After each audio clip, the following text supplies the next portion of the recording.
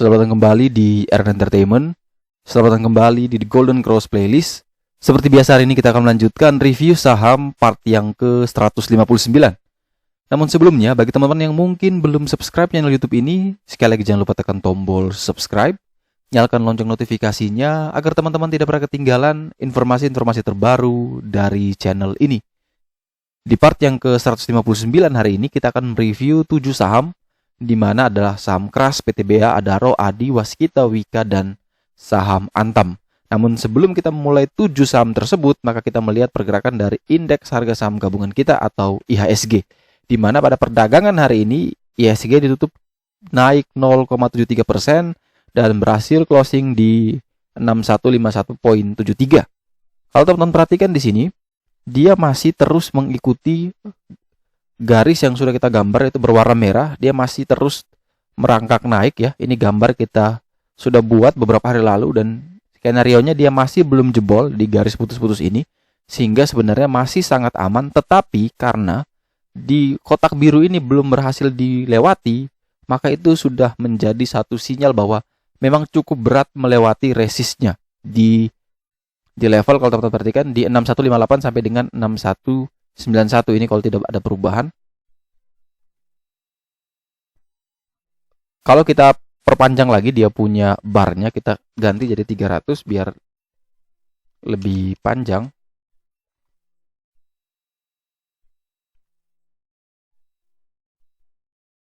Maka kita bisa lihat bahwa beberapa candle, sudah 4 candle ini berusaha untuk melewati garis biru, tapi tidak pernah berhasil. Makanya saya selalu takuti skenario-nya jangan sampai dia balik dulu baru dia naik. Ya, kita berharap dia bisa tembus di hari Senin. Semoga ada banyak sentimen yang positif, karena kita tahu bahwa hasil pengumuman rilis data dari BPS tentang GDP kita memang di bawah konsensus ya. Jadi kalau tidak salah itu adalah minus 2% lebih secara tahunan. Artinya itu memang masih minus, tetapi sudah menunjukkan tren positif. Nanti mungkin di kuartal 1 tahun 2021 mungkin hasilnya akan bagus, sehingga kita bisa sama-sama menikmati indeks bullish, indeks hijau, bahkan semoga bisa menuju all time high-nya di 6.600 tahun ini. Jadi semoga kita berharap dia bisa menuju ke area ini 6649 ke atas, dan kuncinya adalah dia harus melewati dulu box biru yang selalu menjadi penghalang ini. Dan semoga dia tidak kembali lagi, karena di situ saya yakin teman-teman pasti stres lagi. Jadi kita berdoa bersama biar dia tembus naik lagi. Semoga sentimennya tetap positif, dan sekali lagi teman-teman jangan sampai panik. Ketika teman-teman panik, maka akan terus membantu penurunan dari indeks tersebut lebih dalam. Setelah kita mereview IHSG, maka kita langsung mereview saham pertama, yaitu adalah saham KRAS. Di mana saham ini ditutup di harga 680 minus 0,73%, dan saham ini memang masih berada dalam zonanya, yaitu zona uptrend, tetapi masih naiknya masih pelan-pelan, dan dia tertahan beberapa resist kuatnya, yaitu di 692, 707, dan 710. Nah, semoga dia bisa berhasil melewati ketiga itu, maka target selanjutnya adalah menuju ke 865. Bagi teman-teman yang mungkin sudah punya saham KRAS di harga pucuk ya, apalagi beli sampai di level ini kurang lebih di 865, maka teman-teman itu mungkin sedikit lagi untuk nyampe ke sana, sehingga teman-teman jangan average down ya. Apalagi kalau misalkan dia bisa hijau sedikit ya, bisa hijau sedikit dari teman-teman punya, mending saran saya dilepas dulu setengah. Kenapa selalu saya katakan gitu? Karena kalau teman-teman punyanya di pucuk ya, bisa gambarkan, misalkan teman-teman punya di harga sini dan saham itu bergerak downtrend, maka ketika saham itu dia naik lagi, bahkan bisa melewati teman harga teman-teman, itu kenaikannya sudah sangat tinggi sekali. Walaupun di portofolio teman-teman itu hanya plus mungkin 2% atau plus 1%, tetapi kalau teman-teman lihat secara big view-nya, bahwa dia sudah naik hampir mungkin belasan persen, bahkan puluhan persen. Artinya dia akan koreksi dulu sebelum dia bisa naik lagi. Jadi dia bisa saja akan turun dulu ya, turun kembali, kemudian dia naik kembali. Jadi kalau kita gambar tren lainnya, maka dia akan membentuk seperti ini. Jadi dia akan membentuk higher low-nya, sehingga dia bisa naik kembali menuju ke higher high-nya. Jadi teman-teman, kalau misalkan dia sudah berusaha seperti ini, dia bisa balik kembali ke harga teman-teman yang di pucuk, maka lepas dulu. Ketika dia turun, nah disitulah teman-teman bisa lakukan penambahan baru. Akhirnya average yang tinggi di atas sini bisa mendekati harga sini. Dan ketika dia bisa rebound, maka teman-teman kalau jual di harga sini sekalipun, di harga yang kemarin, itu sudah profitnya sudah lumayan. Daripada teman-teman tunggu, ya, tunggu dulu, tidak mau TP-TP, terus dia turun dan tidak naik-naik lagi, teman-teman cut loss, setelah itu cut loss dia naik. Nah itu sebenarnya ya sebuah kesalahan sih, tetapi kita jadikan semua ini pelajaran bahwa kita jangan greedy, kita tetap lihat secara garis besar ya, jangan sampai teman-teman lihat dari portofolionya, ini baru plus 1% kok bisa sudah TP. Tapi teman-teman harus lihat dia itu jatuhnya ke berapa dan naiknya ke berapa. Sampai jadi 1% di punya teman-teman itu dia sudah naik mungkin puluhan persen. Artinya dia harus turun dulu sebelum dia bisa naik kembali. Nah kalau teman-teman sudah TP dan ternyata dia tidak naik terus, maka teman-teman sudah amankan setengah. Misalkan teman-teman cut loss bisa jadi break even atau balik modal. Daripada teman-teman mau dapatnya banyak, apalagi tidak bisa menentukan di mana titik resistnya, di mana supportnya, maka akhirnya teman-teman malah kehilangan semuanya. Bahkan jadi rugi, buang-buang waktu hanya melihat saham tersebut. Jadi kalau teman-teman yang sudah punya saham di atas, sekali lagi kalau memang bisa hijau, silakan lepas dulu sebagian. Baru kalau misalkan dia turun kembali dan dia kuat bertahan di tren lainnya, maka teman-teman bisa tambah di sana. Dan itu teman-teman nanti kita akan belajar bareng di webinar bagaimana cara menentukan resistnya, bagaimana menentukan supportnya, bagaimana membuat tren lainnya, dan bagaimana kita entry, bagaimana kita harus keluar. Itu juga akan kita ramu di money management, bagaimana menggunakan money management yang baik di dalam saham. Dan juga nanti ada belajar fundamental, jangan sampai teman-teman asal beli sahamnya, kalau nyangkut, ya kalau mau di hold, tahu-taunya sahamnya tanda petik ya busuk ya. Jadi semua itu kita akan pelajari nanti di live webinar, sehingga teman-teman jangan sampai kehabisan seatnya ya. Ini kurang lebih 10% lagi akan ditutup. Jadi kalau keras bagi teman-teman yang belum punya sahamnya, boleh masuk, asalkan teman-teman perhatikan di sini adalah support terdekat dari keras di 677. Itu jaraknya tidak jauh. Jadi kalau dia masih berada di atas 677, silakan hold atau silakan buy. Tapi kalau dia turun di bawah ini 3 tick, dan itu teman-teman bisa langsung cut loss. Sekali lagi targetnya adalah menuju ke 710 terdekat, dan terjauhnya adalah menuju ke 865. Setelah saham keras, kita punya saham PTBA, di mana saham ini telah kita ulas kemarin di part yang ke-158, di mana waktu itu PBL-nya berada di 2560. Di sini ini tertulis 2560 yang menjadi resist kuat dari PTBA. Namun karena adjustment dari sistem TGC otomatis, maka PBL sekarang berada di 2480, dan kalau kita mengingat yang kemarin di 2560, artinya PTBA hari ini persis dia bertahan di resistnya yang kemarin di 2560. Dan semoga besok di hari Senin dia bisa naik di atas 2560, maka peluang besar sekali dia bisa menuju ke 3020. Kalau teman-teman perhatikan di kotak merah ini semua adalah reward, sedangkan kalau kita buat kotak warna kuning, maka ini adalah risk-nya. Kalau teman-teman perhatikan risk reward, artinya rewardnya sangat besar, risk-nya sangat kecil. Kalau teman-teman cut loss di sini, ruginya tidak banyak. Tetapi kalau misalkan skenario dia bisa naik, maka profitnya lebih besar, ada peluang lebih besar. Makanya sekali lagi saya katakan, nanti kita akan lihat lagi, kita akan update lagi bagaimana sih perkembangan dari foreign flow yang beberapa hari terakhir itu net sell. Apakah di hari ini dia sudah mulai masuk kembali atau belum? Nanti kita akan lihat. Tetapi kalau teman-teman yang mungkin belum punya saham ini, kalau kita pakai data hari ini PBL di 2480, maka ini masih sangat aman. Selama dia berada di atas 2480, oke, PTBA masih boleh beli. Cut loss jika dia turun ke 2400, karena ini low 40 hari harga terendah dari PTBA. Untuk target yaitu menuju ke 3020. Kemudian seperti yang sudah saya informasikan kepada teman-teman bahwa kita akan mengadakan live webinar 3 in 1. Semua ini teman-teman bisa dapatkan dengan catatan bahwa siapa yang paling cepat untuk booking seatnya dan membayar biaya seikhlasnya, maka dia bisa mendapatkan ketiganya. Tetapi kalau yang lewat dari seat yang kita tentukan, maka dia cuma mendapatkan yang teknikal dan belajar basic fundamental. Sekali lagi, untuk yang pendaftaran sampai hari ini sudah hampir kurang lebih sisa 10% saja untuk mendapatkan semuanya, atau kurang lebih hanya sekitar 10 orang karena kapasitas kita hanya 100. Jadi bagi teman-teman 10 seat terakhir, saya informasikan kepada teman-teman jangan sampai teman-teman ketinggalan ketiganya. Tetapi kalau misalkan ada yang telat, maka dia hanya mendapatkan teknikal dan fundamental. Dan mungkin teknikal dan fundamental ini juga tidak terlalu banyak, kurang lebih sisa 50 untuk kuotanya, masih 50%, sehingga jangan sampai teman-teman kehabisan karena pendaftaran masih panjang. Jadi siapa cepat dia yang dapat, dan ketika kuota telah terpenuh, maka kita langsung close dan kita mulai langsung membuat grup untuk saling berdiskusi atau menyampaikan apa-apa saja yang perlu dipersiapkan. Jadi silakan klik link di deskripsi untuk teman-teman mengikuti live webinar ini. Dan sekali lagi, webinar ini bayar seikhlasnya. Mau 1.000, 2.000, 3.000, 4.000, mari kita belajar bareng.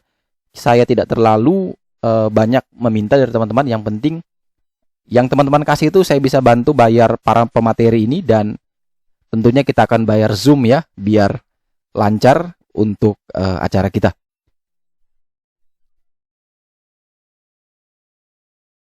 Selanjutnya kita punya saham Adaro, di mana saham ini ditutup di harga 1.210, naik 3,86%, di mana saham ini juga masih berada di atas PBL di 1.160, dan memang setelah dia mengalami penurunan yang sangat dalam ya, teman-teman perhatikan di sini. Ini sudah downtrend berat. Dia kemudian berhasil keluar dari channelnya, dia berusaha untuk naik kembali.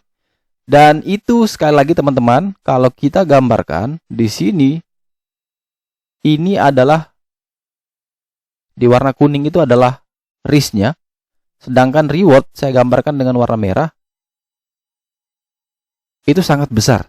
Jadi saham-saham pertambangan itu kemarin ya banyak sekali sentimen negatifnya yang dihembuskan sehingga semuanya lepas, dan ternyata banyak sekali broker-broker yang diduga itu adalah bandar, mereka terus mengakumulasi, dan semoga saja ini sudah kembali ke tren bullish. Dan mungkin teman-teman yang selama ini nonton video ini yang selalu mengikuti bahwa saham call itu menjadi salah satu saham yang kita andalkan di tahun 2021, maka sebenarnya justru kita melihat ini adalah sebuah peluang untuk bisa mengoleksi saham-saham pertambangan, bisa Adaro, ITMG, PTBA, MBAP, itu semua berada di harga yang paling rendah. Sehingga ketika rilis laporan keuangan mungkin di April, di Mei, laporannya bagus, dividen yield-nya besar, saham itu akan tergerak sendiri karena semua trader, semua investor yang belum punya sahamnya pasti akan berbondong-bondong untuk mengejar yield-nya.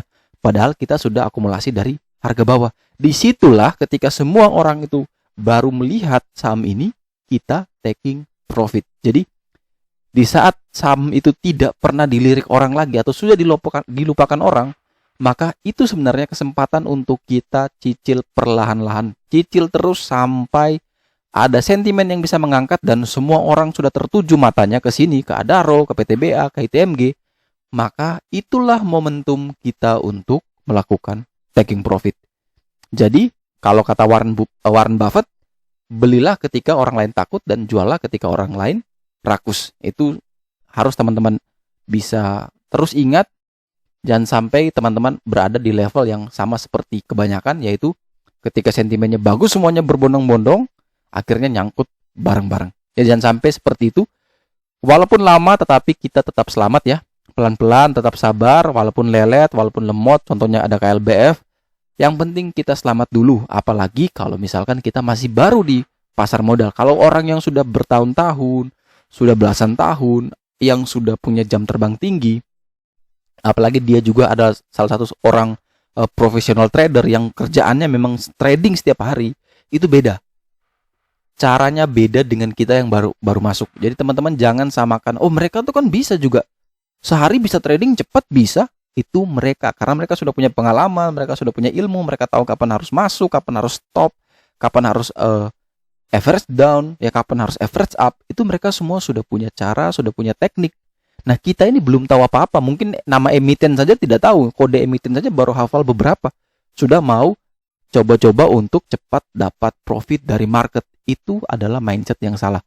Jadi jangan sampai teman-teman terjebak dengan mindset bahwa di saham itu kita akan mudah mencari uang. Padahal justru di sahamlah sebenarnya teman-teman dilatih untuk belajar lebih bersabar. Jadi kalau teman-teman yang mau beli Adaro, silakan beli dengan range buy 1160 sampai dengan 1210 dengan target terdekat yaitu menuju ke 1230 dan target jauhnya adalah menuju ke 1485. Kemudian berikutnya kita lanjut ke saham-saham konstruksi punyanya pemerintah BUMN Karya. Salah satu adalah saham ADI, di mana saham ini setelah dia naik ke puncaknya di 2040, saham ini kemudian turun terus sampai ke level 1400 hari ini, di mana saham ini memiliki PBL atau support kuatnya di 1365. Saham ini kita lihat sudah beberapa hari ini sudah mulai sideways ya. Setelah dia turun dalam, dia sudah mulai konsolidasi. Semoga dia bisa kuat bertahan di atas 1365. Bagi teman-teman yang mungkin sudah punya saham ini di harga atas, pertimbangkan untuk lakukan cicil average down ya. Yang sudah nyangkut parah, yang tidak mau cut loss, yang bandel, pertimbangkan untuk cicil average down ya. Cicil ya, kita tidak tahu apakah dia bisa turun lagi atau tidak. Karena kalau bisa turun berpeluang ke 1270, bahkan menuju ke 1055.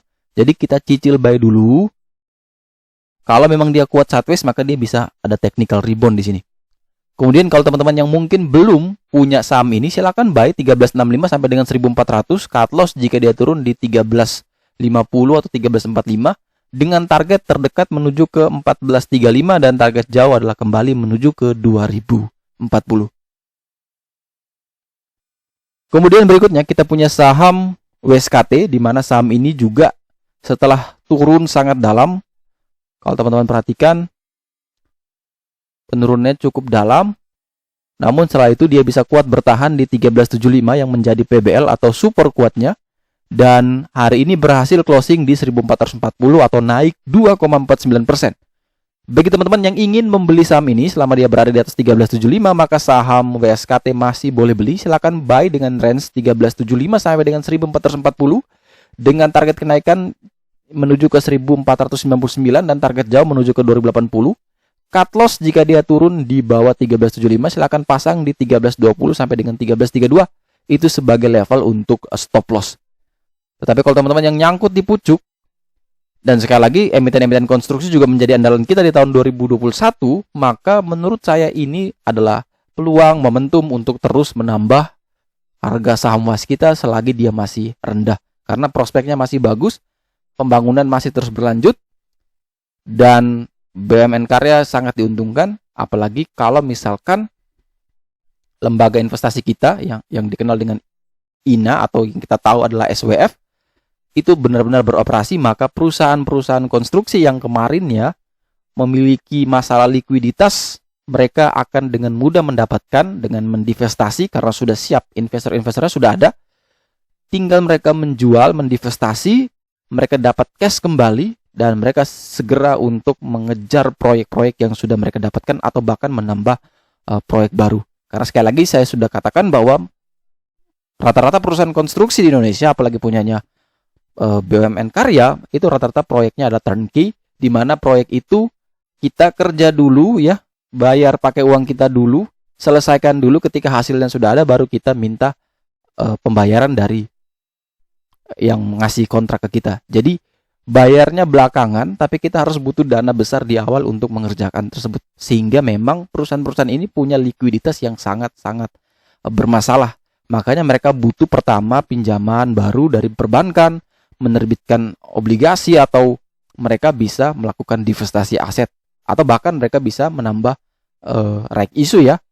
Jadi itu semua opsi-opsi yang mungkin mereka lakukan. Tetapi kalau misalkan mereka bisa divestasi, itu mungkin menjadi salah satu pilihan yang terbaik dari semua yang ada opsi untuk mendapatkan cash atau dana segar kembali.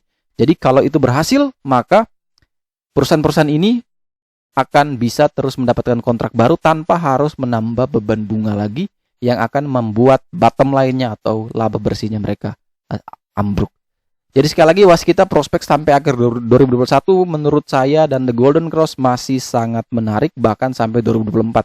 Sehingga justru ini ada satu momentum peluang selagi dia koreksi, silakan cicil terus-terus sampai nanti teman-teman bisa mendapatkan profit yang cukup.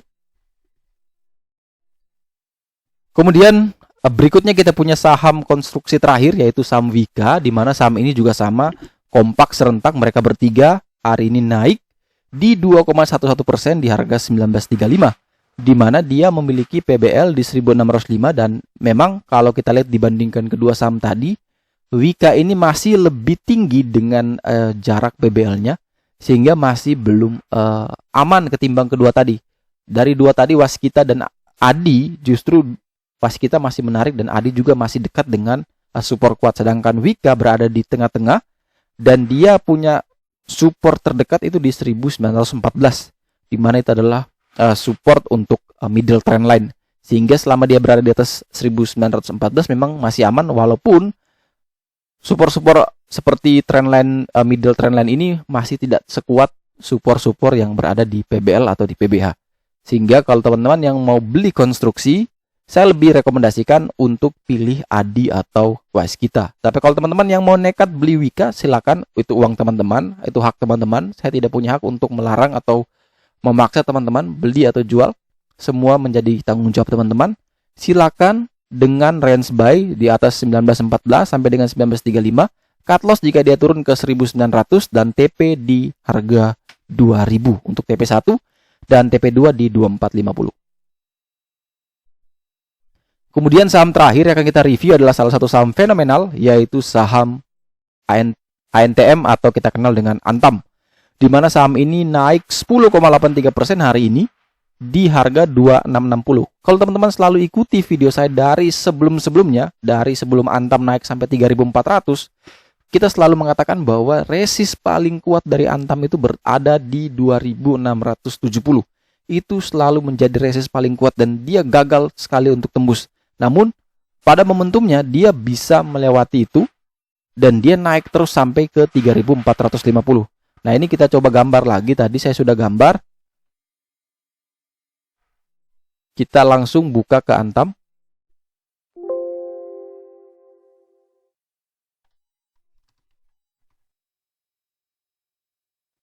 Nah, di sini kalau teman-teman perhatikan 2670 ini memang menjadi momok menakutkan dari Antam karena dia selalu berusaha untuk menembusnya tapi tidak pernah berhasil. Ini sudah coba berkali-kali.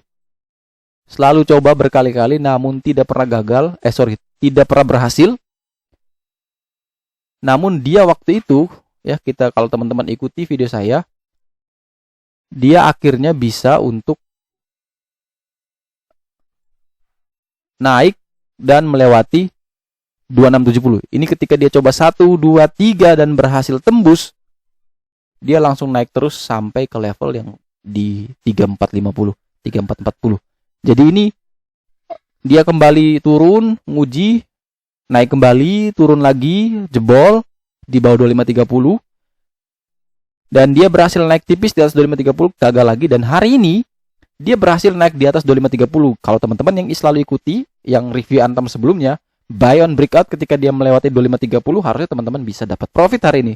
Tetapi kalau teman-teman yang belum masuk, maka tinggal menunggu buy on breakout lagi di level selanjutnya, yaitu di 2670. Jadi kalau yang beli di 2530, 2670 ini kalau gagal tembus, silakan TP di sana 50%. Tunggu lagi di area 2530. Tapi kalau dia bisa jebol, silakan TP di 2900.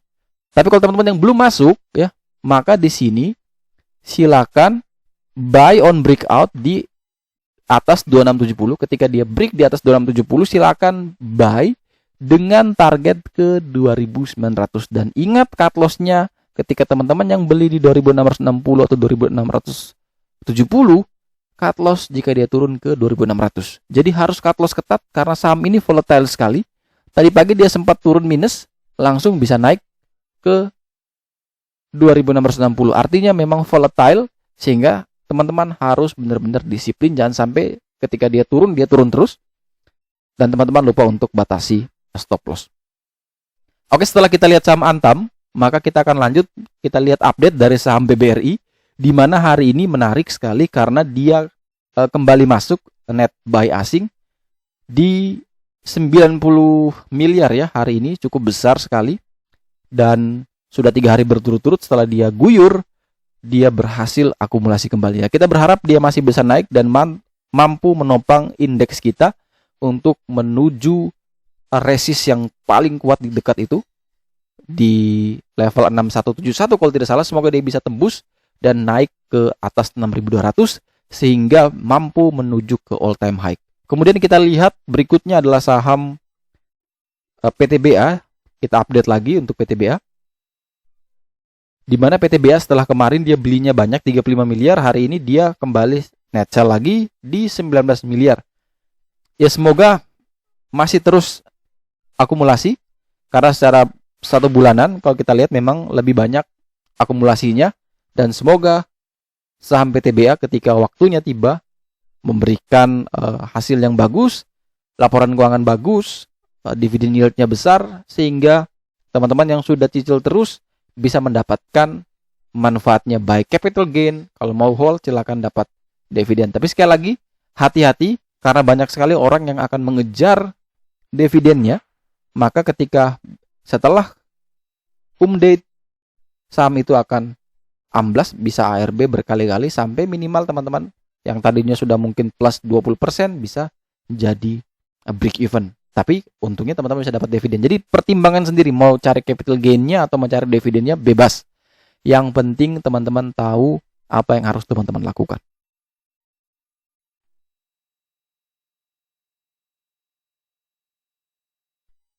Oke, sekian dulu review saham part yang ke-159. Terima kasih banyak teman-teman yang telah support channel ini, sehingga channel ini masih terus bisa update setiap hari. Dan jangan lupa like, jangan lupa subscribe, dan paling penting jangan lupa share video ini di grup WA teman-teman, di grup Telegram teman-teman, agar teman-teman yang lain bisa belajar bareng dan bisa mendapatkan informasi yang sama. Sekali lagi sampai jumpa dan semoga membantu.